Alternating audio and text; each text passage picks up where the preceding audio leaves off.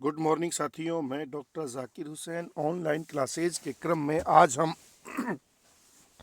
राजस्थान के इतिहास में प्रजामंडल आंदोलन के द्वितीय चरण के बारे में चर्चा करेंगे। साथियों, हमने पिछले टॉपिक में अलवर प्रजामंडल तक उसके गठन, उससे जुड़े लोग तथा उससे जुड़ी विशेष घटनाओं के बारे में चर्चा की। अब हम उससे आगे के चरण को स्टार्ट करते हैं। उनके बाद साथियों, धौलपुर प्रजामंडल की स्थापना 1936 में। संस्थापक उनके जो थे कृष्णदत्त पालीवाल थे। और यदि साथियों इसके पहले सम्मेलन की बात करें तो वो 1938 में जाके हुआ, क्योंकि स्थापना 1936 में हो जाती है। और प्रथम सम्मेलन की अध्यक्षता ज्वाला प्रसाद जिज्ञासु द्वारा की अध्यक्षता में की गई, और जिनमें सहयोगी थे यमुना प्रसाद और जौहरी लाल। साथियों, धौलपुर प्रजामंडल से एक बर्बर हत्याकांड जुड़ा हुआ है, जिसको तसीमो कांड कहा जाता है। 12 नवंबर 1946 में यह हुआ था, और प्रजामंडल से जुड़े कार्यकर्ताओं द्वारा अपने स्वतंत्रता आंदोलन के जोश में और राष्ट्रीय यानी स्वतंत्रता का प्रतीक जो राष्ट्रीय झंडा था उसको फहराने का जोश और साहस जब वो करते हैं साथियों तसीमो में, तो उसकी प्रतिक्रिया में रियासती पुलिस द्वारा उनके ऊपर बर्बर गोलीबारी की गई थी, जिसमें स्वतंत्रता सेनानी यानी प्रजामंडल से जुड़े कार्यकर्ताओं छतर सिंह परमार, पंचम सिंह कुशवाहा ये शहीद हो जाते हैं। और साथियों, ये राजस्थान के इतिहास में तसीमो कांड, हत्याकांड के नाम से प्रसिद्ध है। इसके बाद है साथियों सिरोही प्रजामंडल।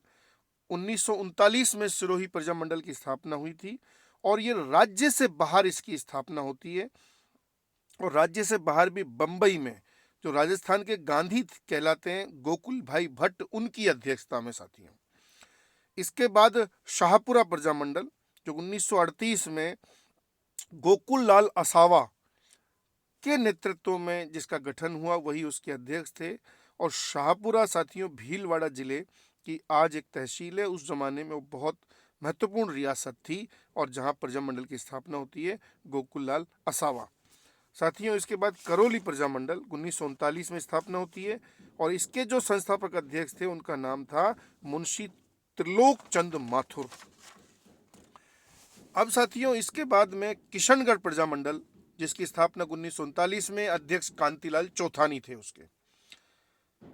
किशनगढ़ के बाद कुशलगढ़ प्रजामंडल। कुशलगढ़ हम लोग सब जानते हैं, ये बांसवाड़ा की एक तहसील है, और हम ये भी जानते हैं कि ये यद्यपि एक रियासत नहीं थी, एक ये उस जमाने में ठिकाना था, लेकिन इतना महत्वपूर्ण आंदोलन हुआ यहाँ कि यहाँ भी प्रजामंडल की स्थापना करते हैं हमारे क्रांतिकारी, हमारे स्वतंत्रता सेनानी, और भंवरलाल निगम की अध्यक्षता में 1942 में कुशलगढ़ प्रजामंडल की स्थापना होती है साथियों।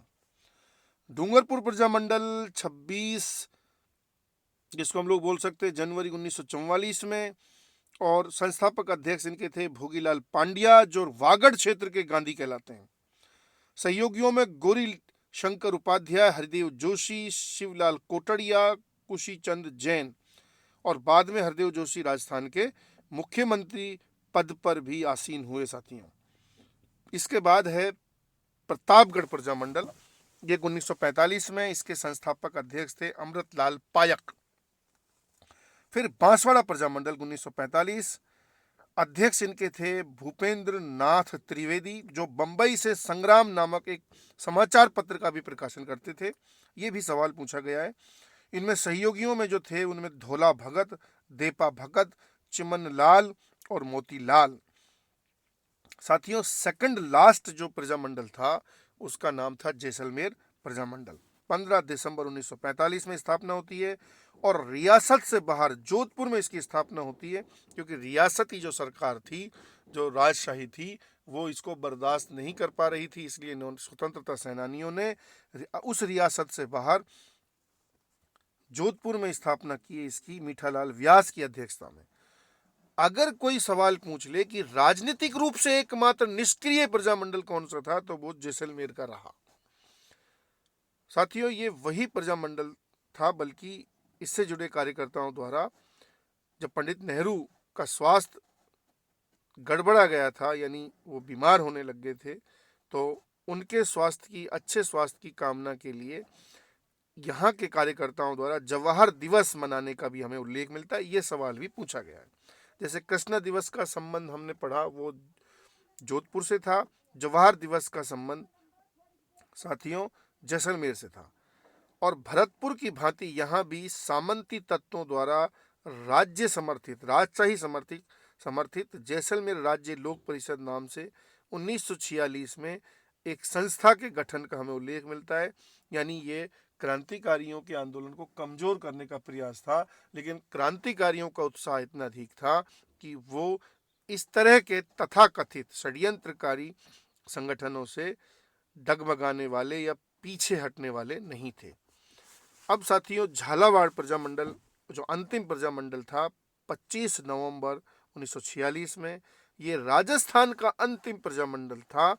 और अब प्रजामंडल से जुड़े क्रांतिकारियों का यानी स्वतंत्रता सेनानियों का साहस इस स्तर तक पहुंच गया था, उसका प्रभाव इस स्तर तक पहुंच गया था कि झालावाड़ के शासक हरिश्चंद्र द्वारा स्वयं के संरक्षण में मांगीलाल भव्य की अध्यक्षता में इस प्रजामंडल की स्थापना करते हैं। यानी ये एक बहुत बड़ी विजय थी हमारे स्वतंत्रता सेनानियों की।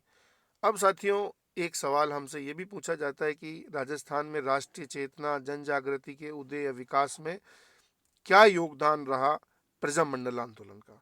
तो साथियों एक तो 1857 के विद्रोह की पृष्ठभूमि तथा उससे उपजी परिस्थितियों का प्रभाव हमारे ऊपर था, और इस प्रभाव को अगर जीवित बनाए रखा और अधिक मैच्योर किया तो वो प्रजामंडल के कार्यकर्ताओं ने ही किया था।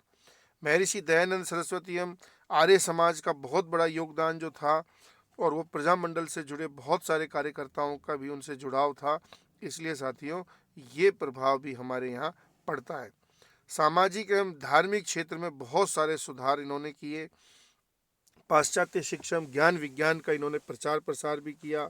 समाचार पत्रों एवं राष्ट्रवादी साहित्य की यहाँ बड़ी भूमिका रही। और साथियों देश में जितना भी यानी पाश्चात्य शिक्षा और ज्ञान विज्ञान से जुड़े या समाचार पत्रों का जो पूरा संग्रह था, वो संग्रह फिर राजस्थान से जुड़े जो स्वतंत्रता सेनानी थे उनको भी प्राप्त हुआ। तो एक बहुत बड़ा मोटिवेशन, बहुत बड़ी प्रेरणा इनसे जुड़े कार्यकर्ताओं के पास थी, और उसका हम लोगों को राष्ट्रीय आंदोलन को और अधिक उत्तेजक और सुदृढ़ करने में एक बड़ा योगदान उनका रहा।